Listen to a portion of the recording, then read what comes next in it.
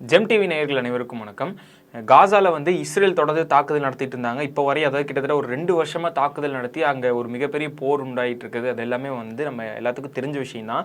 So இவங்க ஒரு போர் குற்றத்துக்கான விஷயத்தை ஈடுபட்டிருக்காங்க அப்படின்னு சொல்லி இஸ்ரேல் இருக்கக்கூடிய அந்த படையினர், அதாவது அந்த இராணுவத்து மீதியும் இந்த மாதிரிலாம் நீங்கள் போர் குற்றங்கள் பண்ணுறீங்க அப்படின்னு சொல்லி அது மூலியமாக அது சம்மந்தமாக ஐநாவில் ஒரு கேஸ் போயிட்டு இருக்குது. அதாவது போர் குற்றங்கள்லாம் நீங்கள் பண்ணியிருக்கீங்க அப்படிங்கிற மாதிரி போர் குற்றவாளிகள் அப்படின்னு சொல்லி அவங்க மேலே பழி போடுற மாதிரி இந்த மாதிரி அதை நீங்கள் தான் அந்த மாதிரி பண்ணியிருக்கீங்க அப்படின்னு சொல்லி அந்த கேஸ் போயிட்டுருக்கு.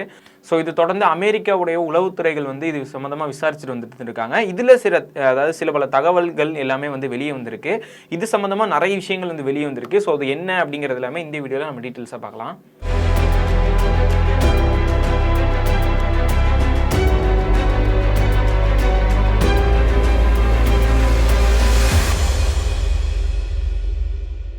காசால நடந்துட்டு இந்த போருக்கு என்னதான் இஸ்ரேலுக்கு ஒரு உதவியா இருந்து அமெரிக்கா உதவியா இருந்திருந்தாலுமே அதாவது போர் குற்றங்கள் நீங்க செஞ்சிருக்கீங்க. அதாவது என்ன சொல்லியிருக்காங்கன்னா, நாங்க ஒரு லிமிட்டா தான் தாக்குதல் நடத்துறதுக்காகவும் இந்த மாதிரி விஷயங்களுக்காக நாங்க ஒரு கன்ஸ் இந்த மாதிரிலாம் கொடுத்துருக்கோம். ஆனா நீங்க அதுக்கு மேலையும் பயன்படுத்தி நாங்க சொன்னதை விட இவ்வளவுதான். இப்போ உதாரணத்துக்கு எப்படி புரியுற மாதிரி சொல்லணும்னா, நாங்கள் இவ்வளோ தான் லிமிட் அப்படின்னு சொல்லி அந்த போர் சமயத்தில் அவங்க அந்த மாதிரி தாக்குதல் நடத்தும் போது, ஏன்னா நிறைய ஹமாஸ் மக்களுக்கு இடையில போய் ஒளிஞ்சுக்கிட்டனால அங்கே தாக்குதல் நடத்தும் போது மக்கள் நிறைய பேர் இறக்குற மாதிரியான சூழ்நிலை ஆயிடுச்சு. ஸோ அந்த இடத்துல இவ்வளோ தான் லிமிட்ஸ் யூஸ் பண்ணணும் அப்படின்னு சொல்லி அமெரிக்கா ஒரு கண்டிஷனோட தான் இவங்களுக்கு ஆயுதங்கள் எல்லாமே சப்ளை பண்ணி ஹெல்ப் பண்ணியிருக்காங்க. ஆனால் இஸ்ரேல் அதையும் மீறி நிறைய விஷயங்கள் பண்ணியிருக்காங்க. போர் குற்றங்களுக்கான நிறைய விஷயங்கள் அவங்களே தான் எங்களுக்கே தெரியாமல் பண்ணியிருக்காங்க அப்படிங்கிறத அவங்க முன் வச்சிருக்காங்க. ஏன்னா இந்த கேஸ் ஐநால போயிட்டு இருக்கிறதுனால இது அப்படியே அவங்க பக்கம் திரும்பிடும், அமெரிக்கா பக்கம் திரும்பிடும் அப்படின்னு சொல்லி இதை சொல்லியிருக்காங்க. இதுக்கு என்னென்ன நடந்திருக்கு, என்னென்ன இவங்க பண்ணியிருக்காங்க அப்படிங்கிறத கண்டுபிடிக்கிறதுக்காக தான் அமெரிக்காவுடைய உளவுத்துறையும் இதுக்குள்ளே இறங்கி அது விதமாக அதாவது அது சம்பந்தமாக நிறைய சோதனைகள்லாம் பண்ணிட்டு இருக்காங்க.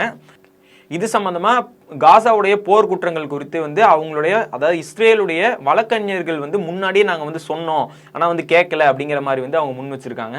ஸோ என்ன சொல்லியிருக்காங்க அப்படின்னு பார்த்தீங்கன்னா, இந்த மாதிரி ஹமாஸை பிடிக்கிறதுக்காக மக்கள், ஏன்னா ஹமாஸ் இந்த 2023 தாக்க ஆரம்பித்தோடனே திரும்ப இஸ்ரேல் திரும்ப தாக்க ஆரம்பிச்சிருக்காங்க. ஸோ இந்த தாக்குதலில் அதிகமாக நிறைய அதுக்கடுத்து ஹமாஸ் நிறைய மக்களுக்குள்ளே போய் ஒளிஞ்சுக்கிட்டாங்க.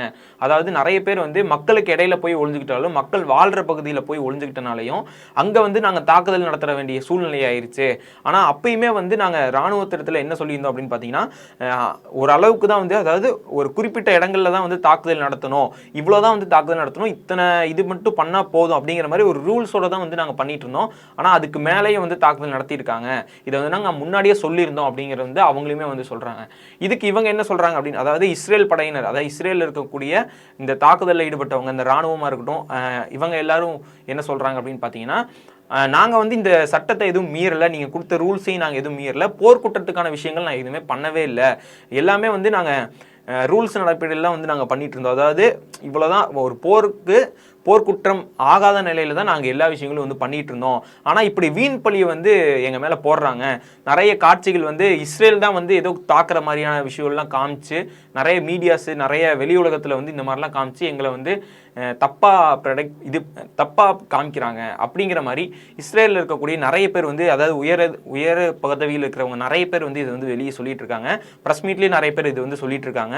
இஸ்ரேல் எப்போவுமே ரூல்ஸை ஃபாலோ பண்ணி தான் இந்த போர் நடத்திட்டு இருந்தாங்க. அதாவது போர்லையுமே இந்த அளவுக்கு தான் இருக்கணும் அப்படிங்கிற ஒரு இது கட்டுப்பாட்டோட தான் இஸ்ரேல் இருக்காங்க. ஆனால் அதுவும் மீறி தான் நாங்கள் பண்ணுறோங்கிற ஒரு குற்றச்சாட்டை நீங்கள் வைக்கிறீங்க அப்படின்னு சொல்லிட்டு இருந்தாங்க. இது இப்போ முட்டுக்கட்டுற மாதிரி இவங்க பேசுறது இல்லை. கிட்டத்தட்ட இது 2023 இவங்க தாக்குதல் ஆரம்பிச்சதுலேருந்தே இந்த மாதிரி சொல்லிட்டே தான் இருக்காங்க. அதை எப்படின்னா, ஒரு பல மக்களை கொன்னாலுமே இங்கே சொல்கிறது அப்படியே மீடியா கிட்ட, அதாவது பத்திரிகையாளர்கள் கிட்ட பேசும்போது என்ன சொல்கிறாங்க அப்படின்னு பார்த்தீங்கன்னா, நாங்கள் தப்பாக இது பண்ணல, ஹமாஸ் அடிக்கிறாங்க அதனால நாங்கள் திருப்பி அடிக்கிறோம், இத்தனை மக்கள் இறந்துட்டாங்கன்னு சொல்கிறாங்க, ஆனால் அவ்வளோ பேர் இறக்கலை அப்படின்னு அவங்க சொல்கிறாங்க. ஆனால் அவ்வளோ மக்கள் இறந்துருந்தாங்க.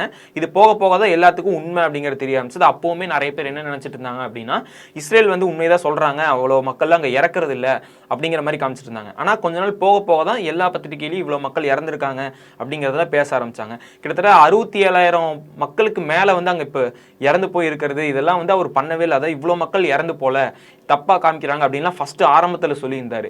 ஆனால் இப்போ நமக்கு எல்லாத்துக்குமே நல்ல கரெக்டாகவே தெரியும் எவ்வளோ பேர் இறந்துருக்காங்க அப்படிங்கிறது தெரிய வந்துருச்சு. ஸோ இந்த மாதிரி அதே மாதிரி தான் இப்போவுமே வந்து அவங்க மறைக்க பார்க்குறாங்க, போர் குற்றம் செய்ததை வந்து ஒத்துக்க மாட்டேங்கிறாங்க அப்படின்னு சொல்லி அமெரிக்க உளவுத்துறை வந்து இதை கண்டுபிடிக்கிறதுக்காக உள்ள வந்து நிறைய இன்வெஸ்டிகேஷன்லாம் வந்து பண்ணிட்டு இருக்காங்க. இது சம்மந்தமாக இஸ்ரேல் மட்டும்தான் டார்கெட் பண்ணி பண்ணுறாங்களா அப்படின்னு கேட்டிங்கன்னா ஹமாஸ் மேலேயுமே வந்து இந்த போர்க்குற்றம் வந்து இருக்குது. ஏன்னா இவங்க மட்டும் தாக்குதல் பண்ணி, அதாவது ஒரு போர் குற்றத்தில் வந்து ஒரு போரில் கரெக்டாக என்னென்ன செய்யணுமோ அதை தாண்டி அதிகமாக செய்கிற விஷயங்கள் வந்து நிறைய இவங்களும் பண்ணியிருக்காங்க அப்படின்னு சொல்லி இவங்க மாதிரியுமே வந்து இந்த வழக்கு வந்து பதிஞ்சிருக்காங்க.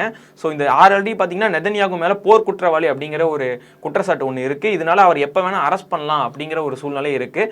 இதுக்கு முன்னாடி நடந்த ஏதோ ஐநா கூட்டத்தில் கூட அவர் போகிறதுக்கு பதிலாக ஒரு நாட்டை தாண்டி அந்த நாட்டுக்குள்ளே போனாலே கால் வைப்போம் அப்படின்னு சொல்லி ஐநாவை ஃபாலோ பண்ணக்கூடிய நிறைய நாடுகள் வந்து இருக்கிறாங்க. ஸோ அந்த நாட்டுக்குள்ளே வந்து அதாவது நெதன்யாகு அவர் வந்து காலை வச்சுட்டாருன்னா, அவர் ஏதாவது உள்ளே வந்துட்டாருன்னா அவரை உடனே அரெஸ்ட் பண்ணிடுவாங்க அப்படிங்கிறதுனால அந்த நாடு வழியாக, அதாவது அந்த நாட்டு வானத்துக்கு மேலே பறக்காமல் நிறைய ஒரு 6 மணி நேரம் பக்கம் வேற பக்கம் சுற்றி அந்த ஐநா சபை கூட்டத்துக்கு வந்து போயிருக்காங்க அப்படிங்கிற மாதிரி நியூஸ்லாம் நம்ம முன்னாடி வீடியோஸ்லேயே நம்ம வந்து போட்டிருப்போம். ஸோ இவ்வளோ இஷ்யூஸ் இருக்கிற டைமில் இன்னுமே வந்து இதெல்லாம் ஒரு பயம் இல்லாமல், ஒரு கண்டுக்கிறது பரவாயில்ல நீங்கள் போர் குற்றவாளி இது போடுறீங்களா போட்டுக்கோங்க அப்படிங்கிற ஒரு பயம் இல்லாமல் இன்னுமே அங்கே தாக்குதல் வந்து ரெண்டு தரப்புல இருந்து நடந்துகிட்டே தான் இருக்குது. ஆண்டனி பிளிங்கன் அப்படிங்கிறவர் அதாவது இந்த உளவுத்துறை, அமெரிக்க உளவுத்துறையாக இருக்கட்டும், இல்லை மற்ற நாடுகள் ஐநா சபை வந்து தனியாக வச்சிருக்க உளவுத்துறைகளாக இருக்கட்டும், ஐரோப்பிய நாடுகள், அந்த அரபு நாடுகள், இல்லை மற்ற எகிப்து நாடுகள், இந்த மாதிரி நாடுகள் வச்சிருக்க ஒரு உளவுத்துறையாக இருக்கட்டும், இவங்கெல்லாம் போகிறதுக்கு முன்னாடியே இவர் வந்து போய் அதாவது இந்த மாதிரியான எச்சரிக்கைகள்லாம் வந்து விட்டுருக்காங்க. இது சம்மந்தமான விஷயங்கள்லாம் வந்து பார்த்துருக்காங்க. என்னன்னா வந்து போர்க்குற்றங்கள் வந்து நிறைய நடந்துட்டு இருக்கு, இந்த மாதிரி அத்துமீறல்லாம் வந்து நிறைய நடந்துட்டு இருக்கு.